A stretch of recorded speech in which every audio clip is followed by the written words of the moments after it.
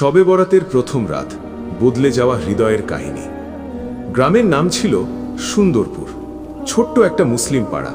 মসজিদের মিনার থেকে আজান ভেসে আসে, বিকেলে বাচ্চারা মাঠে খেলে, আর রাতে চারদিকে শান্তি। কিন্তু আজকের রাতটা অন্যরকম। আজ শবে বরাতের রাত।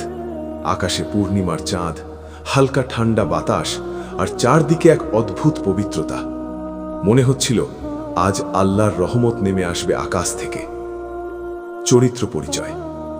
এই গ্রামের এক যুবক রায়হান। নামাজ পড়ে কিন্তু নিয়মিত না, রোজা রাখে কিন্তু মাঝে মাঝে মাঝে গুনাহ করে ফেলে। মনে সবসময় একটা কথা বাজে, আরো ভালো মুসলমান হওয়া দরকার, কিন্তু কাল থেকে করব। কিন্তু সেই কাল আর আসে না। দাদার ডাক। মাগরিবের পর তার দাদা ডাকলেন, রায়হান, আজ রাত জানিস কি রাত? শবে বরাত, তাই তো? দাদা মুচকি হেসে বললেন, হ্যাঁ, এই রাতেই আল্লাহ অনেক বান্দাকে মাফ করে দেন। এই রাতে মানুষের তাকদীর লেখা হয়, রিজিক, হায়াত, মৃত্যু সব। রায়হানের বুক কেঁপে উঠল। তাহলে যদি আজই আমার শেষ রাত হয়?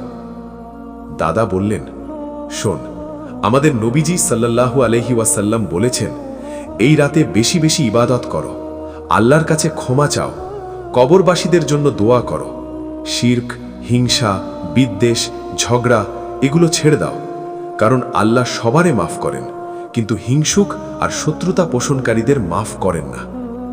রায়হান চুপ করে গেল।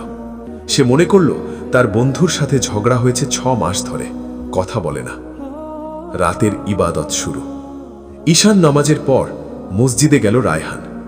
ইমাম সাহেব বললেন, ভাইরা, মনে রাখবেন, শবে বরাতে নির্দিষ্ট কোনো রাকাত বাধ্যতামূলক নয়, কিন্তু নফল নামাজ, কুরআন তেলাওয়াত, জিকির, দোয়া এগুলো বেশি বেশি করবেন।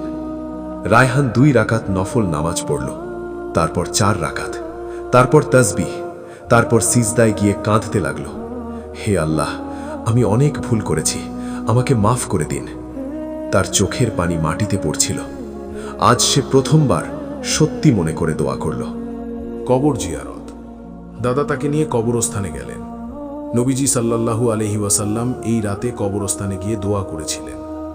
দাদা বললেন, মৃত মানুষরা আজ দোয়ার অপেক্ষায় থাকে। রায়হান তার মায়ের কবরের পাশে দাঁড়ালো, চোখ ভিজে গেল। মা, তুমি থাকলে হয়তো আমাকে আরো ভালো বানাতে পারতে। সে কোরআন পড়ে দোয়া করল। তার মনে হলো জীবন খুব ছোট, গুনাহ করে লাভ কি। রাতে বাড়ি ফিরে সে ফোন তুলে বন্ধুকে কল দিল, ভাই, আমার ভুল হয়েছে, আমাকে মাফ করিস। ওপাশ থেকে উত্তর, আমিও ভুল করেছি, চল আবার আগের মতো হই।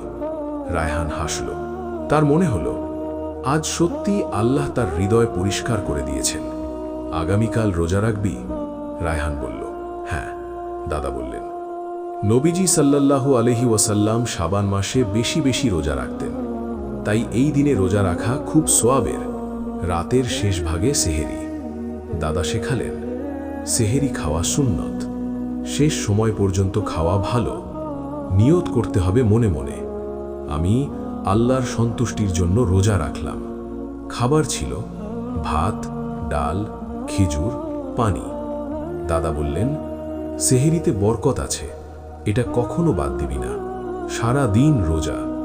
ক্ষুধা লাগছিল, তৃষ্ণা লাগছিল, কিন্তু সে ভাবল, নবীজি সাল্লাল্লাহু আলাইহি ওয়াসাল্লাম কত কষ্ট সহ্য করেছেন, আমি এটা পারবো না। সে নামাজ পড়ল, কোরআন পড়ল, মিথ্যে কথা বলল না, কারোর সাথে রাগ করল না, কারণ সে শুনেছে রোজা শুধু না খাওয়া না, রোজা হলো চোখ, কান, জিহ্বারও রোজা। আজান হওয়ার আগে দাদা বললেন, দোয়া কর, এই সময় দোয়া কবুল হয়। সে দোয়া করল, হে আল্লাহ, আমাকে সারা জীবন আপনার পথে রাখুন। তারপর খেজুর দিয়ে ইফতার, পানি, তারপর নামাজ। এটাই সুন্নত পদ্ধতি।